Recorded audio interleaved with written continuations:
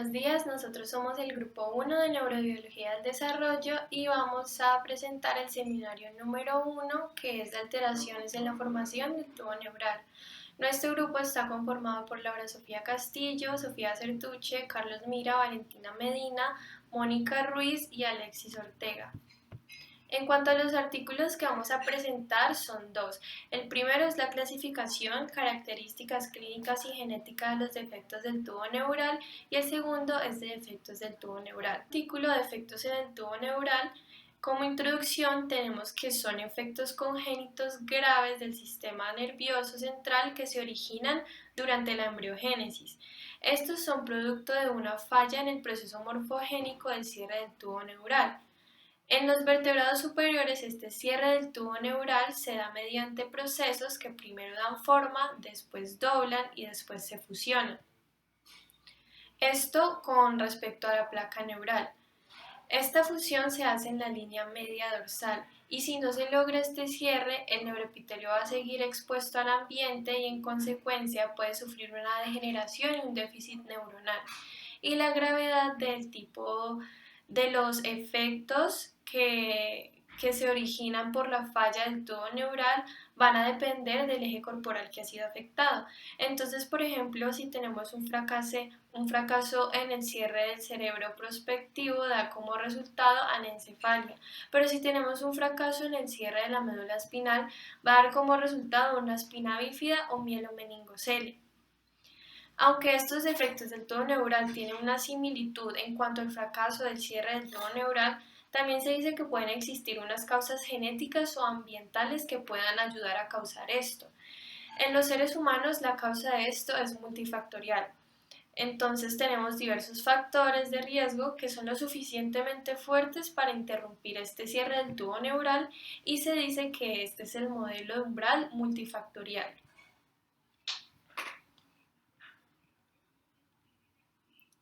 Ahora entendiendo la base embrionaria de las ETD, que son defectos del tubo neural, en cuanto al cierre del tubo neural, tenemos que la mejor manera de determinar estos defectos en el tubo neural es primero entendiendo los mecanismos. Los estudios no se hacen con embriones humanos porque son inaccesibles en la etapa de neurulación, pero entonces se van a hacer unos modelos experimentales en otros mamíferos, anfibios y aves. En cuanto a la neurulación primaria, pues tenemos que los subtipos de defectos del tubo neural se relacionan con las etapas de cierre de ese tubo neural. Entonces, en la neurulación primaria, en el cerebro prospectivo y la mayor parte de la médula espinal, va a haber una formación del tubo neural que implica esencialmente la flexión del neuroepitelio en la línea media para generar pliegues neurales que se van a elevar, se van a unir y después se van a fusionar en la línea media dorsal. Recordemos que el neuroepitelio es esta zona verde que vemos acá en la imagen. En este caso de las ETD, en lugar de enrollar simultáneamente a lo largo de la extensión del eje rostro-caudal, en este caso el cierre del tubo neural es discontinuo y con distintos sitios de inicio, ubicados en niveles axiales que son característicos. Además, los requisitos morfológicos y moleculares para el cierre varían a lo largo del eje del cuerpo, de modo que un defecto en el tubo neural individual generalmente afecta solo a una parte del tubo neural. Por lo tanto, los defectos en el tubo neural se pueden atribuir al fracaso de eventos de inicio particulares o a la interrupción de la progresión en el cierre de estos sitios. En los ratones, el cierre se va a lograr por primera vez en el día 8.5 a nivel del límite del romencéfalo. Si este proceso tiene un defecto, se va a generar una craneorraquisquisis. El segundo cierre se da en el día 9 en otro segundo sitio, que es el prosencéfalo caudal. Después se va a dar un tercer cierre que se va a dar gracias a que ya se está estableciendo el contacto inicial y la fusión entre las puntas de los pliegues neurales. Este cierre se va a extender desde el extremo rostral del tubo neural. Entonces, los defectos del tubo neural del cráneo, como la anencefalia, son el resultado de la falla del cierre 2 o del cierre en cremallera incompleto que se da entre los cierres 1 y 2, que cierran el mesencéfalo y el romboencéfalo respectivamente. Si la fusión no progresa desde el extremo anterior de la placa neural, o sea, el cierre 3, el fenotipo resultante es una cara dividida que generalmente se acompaña de anencefalia del prosencéfalo. A diferencia de la región craneal, donde el cierre se produce de forma bidireccional, la neurulación espinal se va a dirigir por completo caudalmente a medida que el embrión continúa creciendo. La neurulación primaria se completa con el cierre final del neuroporo posterior en el día 10 del embrión. Ahora, en cuanto a la neurulación primaria en los humanos el cierre es similar al cierre del ratón, es decir, que es discontinuo. Entonces, en los humanos, la flexión de la placa neural comienza aproximadamente a los 18 días después de la fertilización, con un evento equivalente al cierre 1 aproximadamente a los 21 días y la finalización del cierre del neuroporo posterior a los 26 a 28 días posteriores de la fertilización. En cuanto a la neurulación secundaria, en el humano hay una neurulación secundaria que implica la condensación de una población de células derivadas de la yema de la cola para formar una varilla epitelial que se canaliza para formar el lumen del tubo en regiones sacra inferior y coxígea. Las malformaciones que resultan de la alteración de la neurulación secundaria están cerradas, cubiertas de piel, y a menudo implican el anclaje de la médula espinal con material lipomatoso ectópico. Mecanismos del cierre del tubo neural. En el artículo se evidencia un estudio realizado en modelos humanos y de ratones en los cuales se demuestra la presencia de diversas moléculas y de diversas vías de señalización fundamentales para un cierre óptimo de dicho tubo neural. Durante la investigación se encontró que tanto para el modelo humano como para el de ratones se requieren mecanismos específicos dependientes de regiones del tubo neural. Asimismo, esto va a depender de los diversos genes que se expresen y de procesos de modificación posttransduccionales como la ubiquitinación.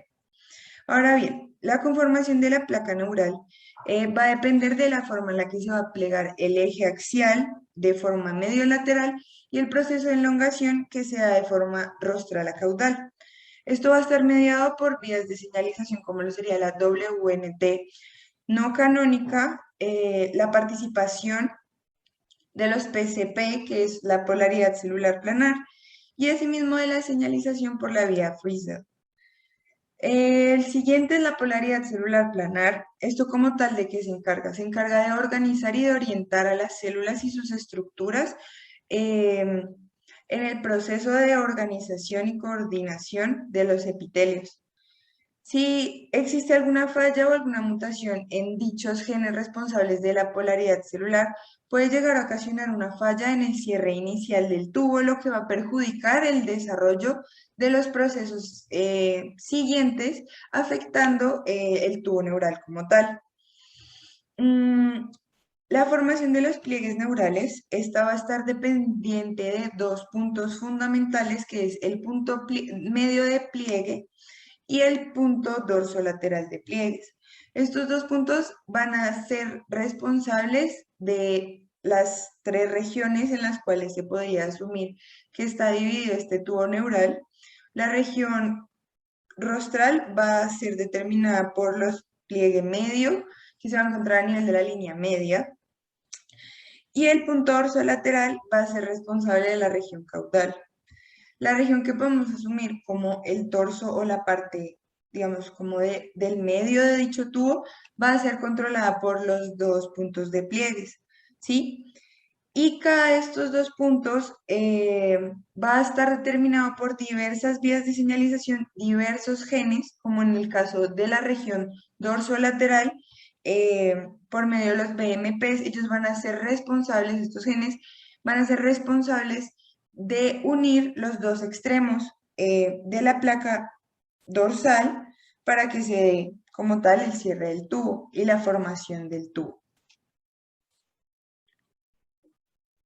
La neurulación craneal es uno de los procesos más complejos y los cuales requiere mayor eh, como especificidad, puesto que para que se pueda desarrollar dicha neurulación, se deben manifestar factores específicos del área, genes específicos que permitan el desarrollo.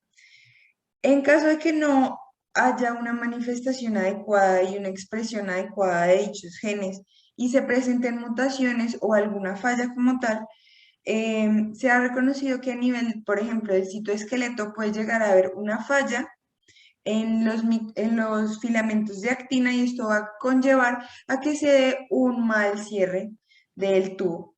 Como tal, la adhesión y la fusión de los pliegues neurales va a depender de algo muy importante y es que estos dos se puedan encontrar a nivel de la línea media dorsal.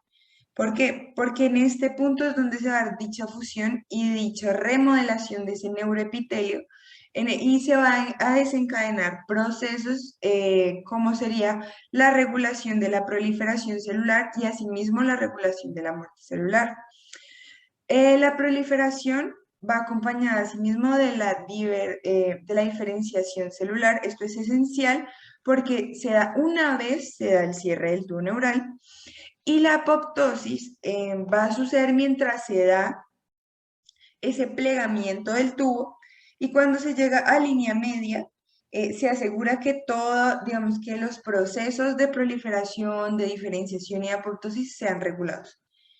Al mismo tiempo, se han identificado que si hay una excesiva muerte celular, puede que haya una inhibición del cierre y por ende se pueda llegar a afectar la integridad del neuroepitelio. Em, es importante que tengamos esto presente, puesto que es un equilibrio constante en el proceso de desarrollo embrionario. Bueno, comencemos hablando un poco sobre los defectos del tubo neural abiertos y las condiciones asociadas. Primero tengamos claro de que esos defectos ocurren por dos mecanismos. Primero, que aparezca un defecto de novo al momento de ya ocurrir el cierre, o segundo, mientras ocurre el proceso del cierre, haya un error que permita generar estas dos condiciones. Yo aquí les presento dos imágenes. Ubiquémonos en mano derecha, la imagen de la derecha es un neonato con craneorrasquisis, que es la forma más severa de un defecto del cierre del tubo neural. ¿Esta de qué se caracteriza? Que es la ausencia de un encéfalo, aparte de que no hay tejido cutáneo recubriéndolo. La anencefalia, que en cambio sí tiene tejido recubriendo esta parte, sin embargo, cumple con los criterios de una ausencia de encéfalo.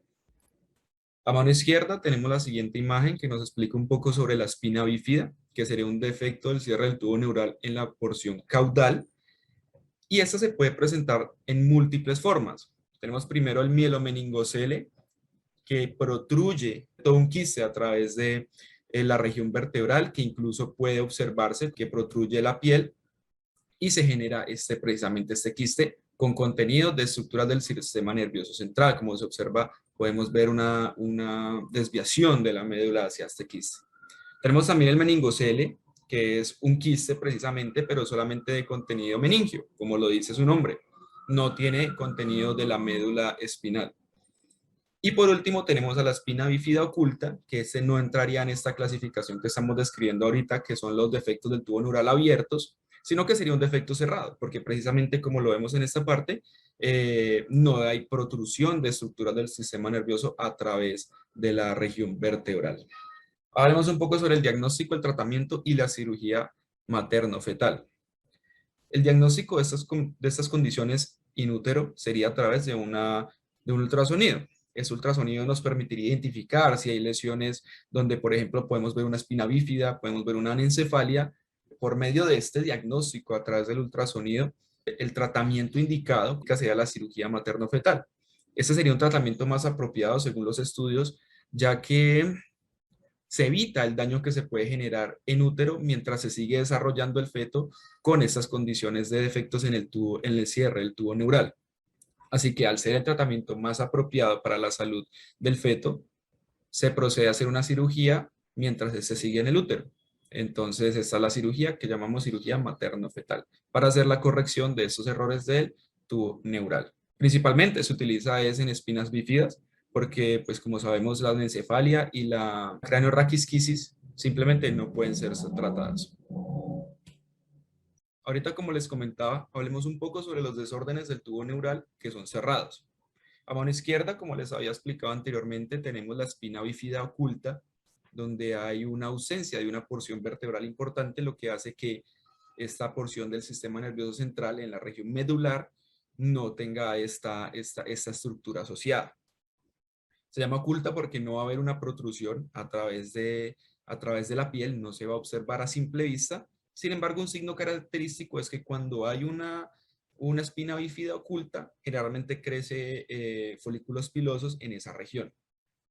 A mano derecha tenemos el disrafismo espinal, que nos indicaría que protruyen a través de esas estructuras vertebrales raíces de la médula espinal. Las causas del defecto del tubo neural.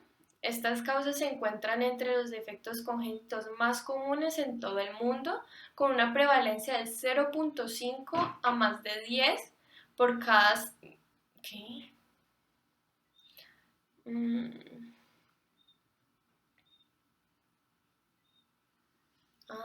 Ya.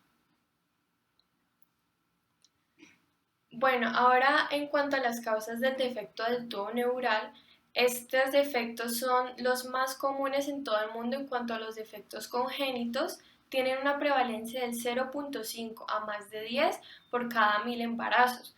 Esto depende de diferentes factores de riesgo como lo son el estado nutricional, la prevalencia de la obesidad, la diabetes, el uso de suplementos o la fortificación de ácido fólico, la presencia de tóxicos ambientales y la predisposición genética diferente entre los grupos étnicos. Hay un sesgo de género llamativo que se dice que la anencefalia es más frecuente en las mujeres que en los hombres. Y muchas cepas de ratones con defectos del tubo neural también muestran una predisponencia femenina entre los efectos del tubo neural craneal, lo que aparentemente refleja una sensibilidad fundamentalmente mayor del cierre del tubo neural craneal a la alteración en los embriones femeninos. Sin embargo, quedan por identificar muchos otros factores genéticos y no genéticos adicionales. Como nos indica el artículo, tenemos múltiples factores ambientales que desencadenan esta condición de un defecto del cierre del tubo neural. Empecemos hablando un poco sobre el ácido valproico. Se ha demostrado de que el ácido valproico puede inducir defectos en el cierre del tubo neural, al igual que la fumonicina, que es una micotoxina producida por los hongos Fusarium verticilloides y Fusarium proliferatum. Se observa en esta imagen esa toxina cuando se encuentra principalmente en cereales. Se ha demostrado también con estudios recientes de que el uso prolongado de tinas de baño caliente puede ser un factor de riesgo para desarrollar defectos en el cierre del tubo neural. Además de una fiebre, de periodos prolongados de fiebre expuestos a la madre durante la gestación, también pueden esta condición de hipertermia corporal predisponer para que se desarrollen estos trastornos. Y por último, la hiperglucemia. La hiperglucemia se ha demostrado que es un factor proapoptótico y que puede generar defectos en el cierre del tubo neural. Ahora hablemos un poco sobre los factores nutricionales. Tenemos bastante claro y ha sido bastante estudiado de que el ácido fólico, la vitamina B9 a 4 miligramos al día es un factor protector para no desarrollar defectos en el cierre del tubo neural. Sin embargo, se ha determinado de que los factores socioeconómicos también son un determinante, precisamente por lo que poblaciones con un menor factor socioeconómico tienden a presentar más casos de defectos en el cierre del tubo neural, porque quizás tienen menos acceso hacia este suplemento dietario. Aparte de una deficiencia en el ácido fólico, también se ha estudiado de que factores como la mala síntesis de pirimidinas y purinas pueden generar defectos en el cierre del tubo neural. Bueno, respecto a la genética de los defectos del tubo neural, la mayoría de estos ocurren de manera esporádica. Sin embargo, existen pruebas contundentes de que hay un componente genético en la etiología de estos defectos. La mayoría de los estudios de genética de los defectos del tubo neural se han centrado en una o más genes candidatos. Sin embargo, la asignación definitiva como de una variante genética como causante se ha complicado bastante, esto a causa de los múltiples genes involucrados en los defectos del tubo neural. al igual que factores epigenéticos e influencias ambientales. Además, cuando se han identificado mutaciones en genes específicos, cada una de ellas estaba involucrada como que solo en una pequeña parte de los pacientes con esta patología. Entonces, esto sugiere que existe una variabilidad considerable detrás de la base genética de los defectos del tubo neural.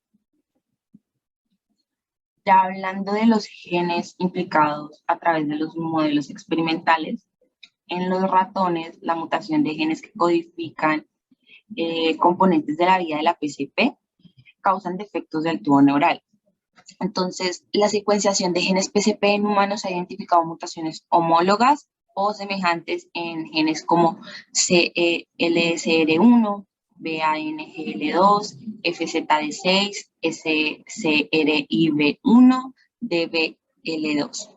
Entonces, estas mutaciones las identificaron en pacientes con craneorraquisquisis, espina bífida, anencefalia o formaciones cerradas de espina bífida.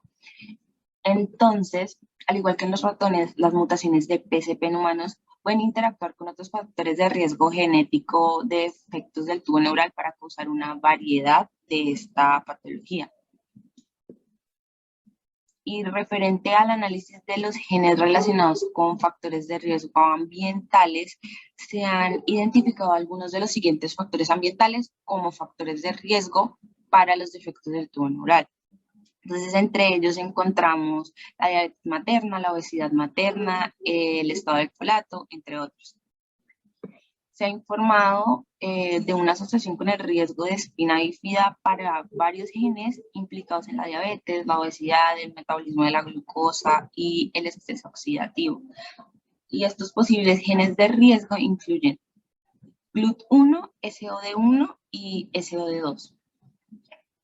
Y ya hablando respecto a las variantes maternas en los genes relacionados con la obesidad propiamente dicha, nos encontramos con FTO, LEP y TCF7L2, que también se asocian con defectos del tubo neural en consonancia con la obesidad materna como factor de riesgo.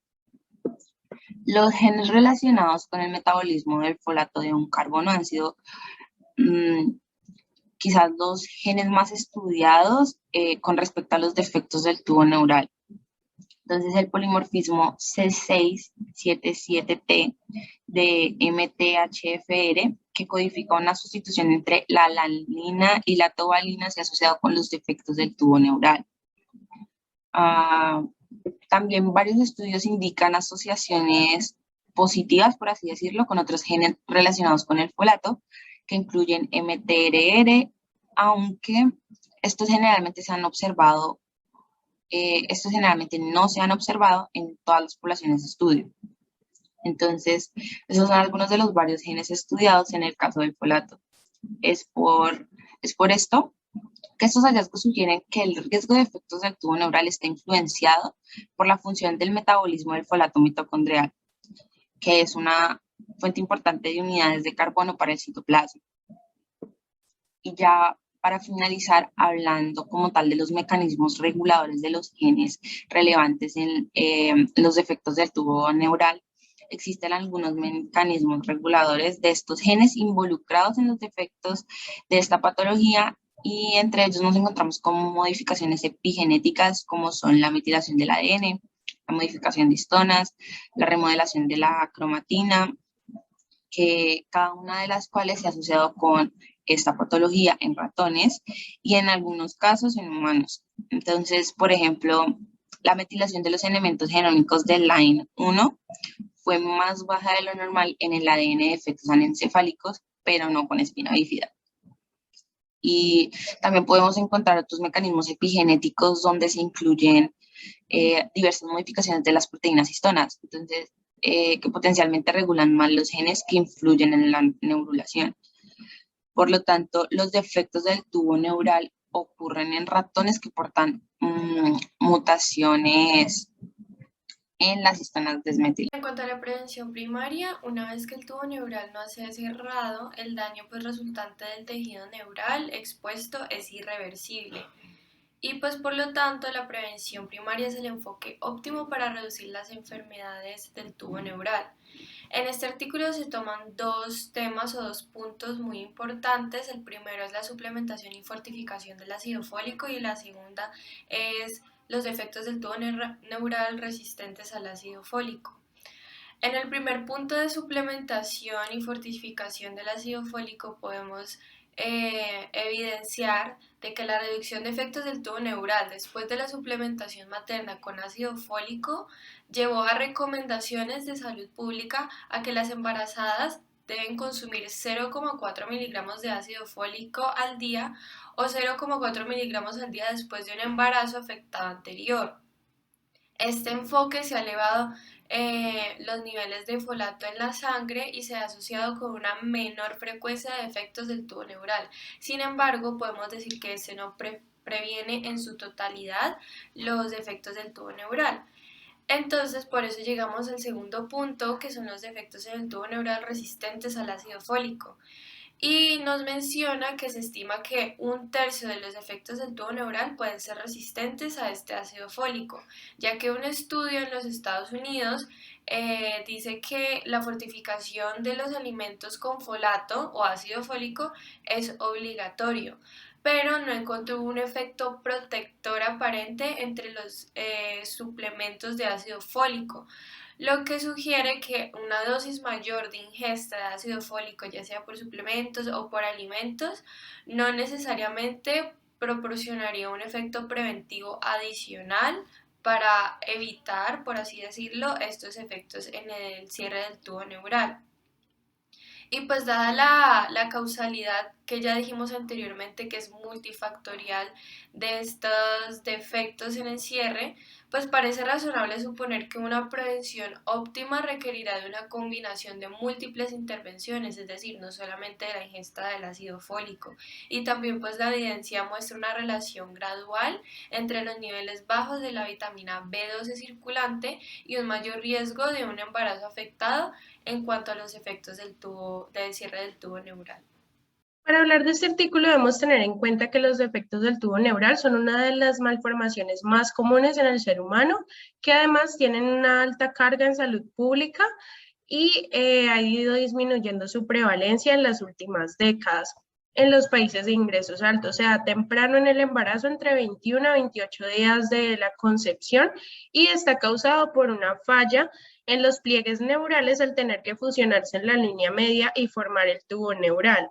Este defecto también causa anormalidades en el mesodermo, que está encargado de la formación de las estructuras musculares y esqueléticas que van a recubrir las estructuras neuronales subyacentes. Este defecto afecta de 0,5 a 2 por 1000 embarazos en el mundo y puede causar alta mortalidad neonatal, fetal e infantil y además discapacidades de por vida. Vamos a trabajar el término disrafismo, que quiere decir que el ectodermo neural posterior y el ectodermo cutáneo van a tener una continuidad. Podemos tener un disrafismo craneal y un disrafismo espinal. El craneal va a estar causado por un defecto en el cierre del neuroporo craneal, que puede estar dividido en anencefalia o encefaloceles. Y los espinales van a estar causados por un defecto en el cierre del neuroporo caudal y va a estar dividido en espina bífida quística o espina bífida oculta. También vamos a encontrar que estos defectos pueden ser ventrales o dorsales de la línea media y pueden estar expuestos al medio ambiente, o sea, abiertos, o estar cerrados y estar cubiertos por una capa de piel. Una forma rara de los defectos de tubo neural es la cranioraquisquisis, en la que se ocurre un fallo del cierre del tubo neural a lo largo de todo el eje del cuerpo. En el disrafismo craneal vamos a encontrar las anencefalias y los defectos de la línea media del cráneo.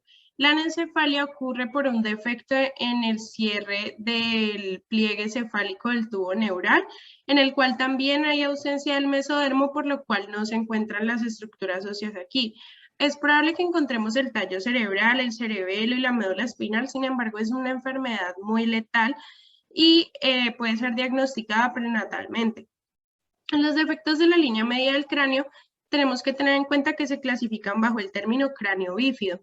Esta que observamos aquí se conoce como fontanela ancha persistente o foramina parietal persistente, que es la forma de cráneo bífido más benigna. Se encuentra oculta y es probable que cierre con el paso del tiempo. Estas que observamos aquí se conocen como encefaloceles, las cuales son una forma más grave de cráneo bífido. Estas ocurren por un defecto en el cierre del neuroporo anterior, que puede pasar entre los 26 a 28 días de la concepción. Estas que observamos en la imagen B, C y D son encefaloceles anteriores en los cuales podemos ver una herniación cerebral por medio del hueso nasal derecho. Esta que vemos en la imagen D es un encefalocele posterior, es de un pronóstico mucho más grave que el anterior, puede tener una protrusión de estructuras cerebrales, de estructuras infratentoriales o supratentoriales, y es más común en países occidentales, mientras que la anterior es más común en países orientales. Los encefaloceles rara vez se encuentran en síndromes definidos. El más frecuente de ellos es el síndrome de Merkel, en el cual se caracteriza por una disfunción ciliar autosómica recesiva, en el cual presenta encefalocele occipital, holoprosencefalia, polidactilia, presenta riñones poliquísticos, que en ese caso vemos el abdomen un poco distendido a causa de esto, micrognasia y anomalías cardíacas. Es una patología de alta incidencia en países como Finlandia, Bélgica, India Occidental y Arabia Saudita. Sin embargo, también es una enfermedad a la que se le atribuye una alta tasa de consanguinidad. Otro síndrome en el cual podemos encontrar los encefaloceles es el síndrome de Joubert, que se caracteriza por una hipoplasia del vermis cerebeloso, y se puede observar un signo característico que se conoce como el signo del diente molar neuroradiológico, que se puede observar en estas imágenes B, C y D. Este es menos frecuente, tiene una incidencia de 1 a 100.000 nacidos. Además, los encefaloceles se pueden relacionar también con otros defectos congénitos, como puede ser el paladar hendido, la microftalmia, la holoprosencefalia y la agenesia del cuerpo calloso. Disrafismos espinales podemos decir que son un grupo de trastornos congénitos de la columna y la médula espinal, debido a la formación aberrante de las estructuras mesenquimales, óseas y neurales de la línea media. Se originan por anomalías que ocurren en uno de los 3 periodos embrionarios, que son la gastrulación, la neurulación primaria, la secundaria, y afectan a unas 300.000 personas en el mundo. Dentro de la clasificación podemos ver que se dividen en 2 grandes grupos, que son los disrafismos espinales abiertos y cerrados. Y los cerrados a su vez se subdividen dependiendo si hay una masa subcutánea asociada o no. Y en caso de que no, se vuelve y se subdivide en estados disráficos complejos y simples. Dentro de los disrafismos espinales abiertos tenemos el mielomeningocele y el mielocele, que son el 95% de los casos y se originan debido a un defecto en el cierre del tubo neural primario. El mielomeningocele es abultado y, como podemos ver en la figura 4A, y el mielocele es plano.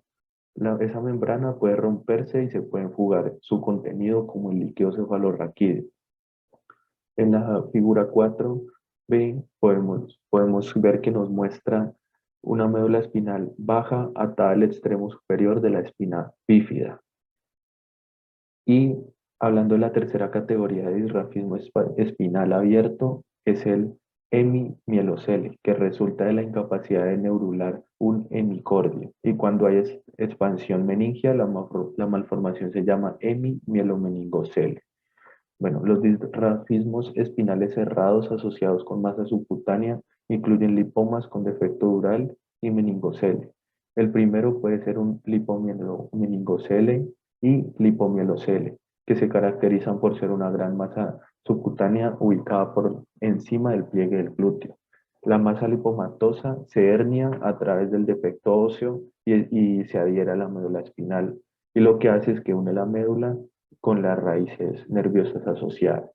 En la figura 5 podemos ver un lipomielommeningocele y en el recuadro A hay un recién nacido con una masa subcutánea por encima del pliegue del glúteo En el recuadro B, un gran lipoma subcutáneo con tejido graso que se extiende hacia el canal espinal para conectarse con la placa.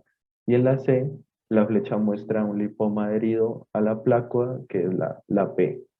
Y ahora hablando de los dirrafismos espinales cerrados, sin masa subcutánea, estos se dividen en estados dirrafíticos simples y complejos.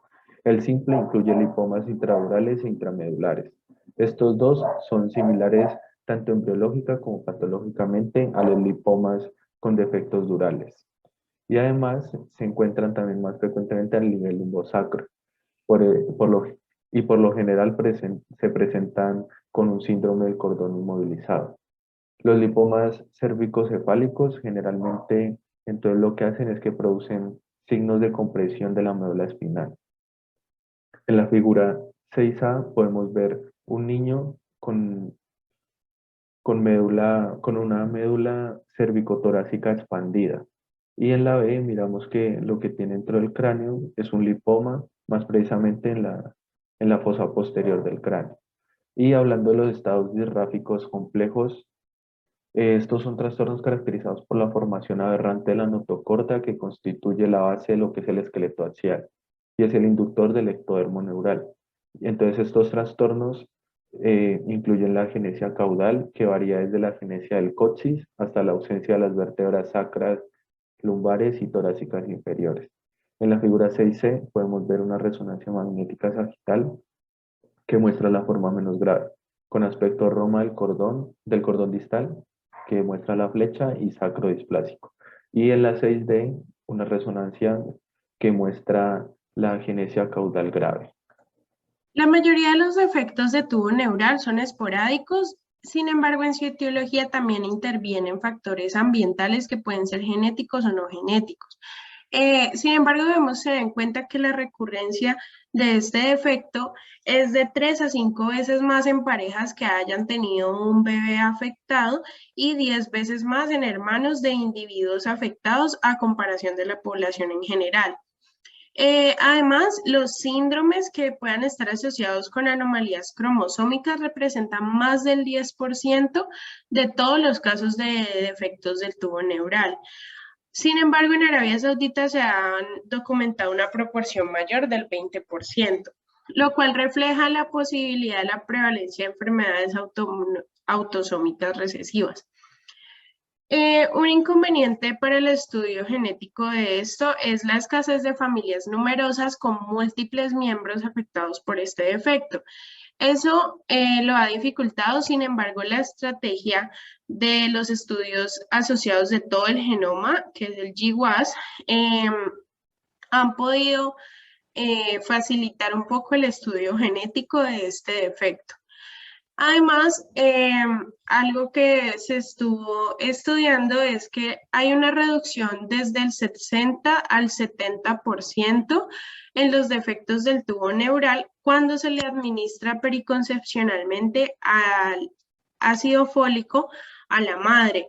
Estos estudios clínicos quieren mostrar una relación entre los genes que se correlacionan con el folato y la metionina y que su metabolismo pueda estar relacionado con la etiología de los defectos del tubo neural. Acerca del rol de la consanguinidad hay una pregunta importante y es si la endogamia conduce a tener un mayor riesgo de que los bebés tengan defectos congénitos. Esto es importante porque en la mayoría de comunidades del norte de África, Oriente Medio y Asia Occidental, las uniones intrafamiliares representan colectivamente del 20 al 50% de los matrimonios. Entonces lo que se ha encontrado es que la consanguinidad era notablemente alta, del 69% en 42 familias árabes palestinas con defectos del tubo neural. Esto fue significativamente más alto que la tasa de consanguinidad del 44,3% observada en la población general.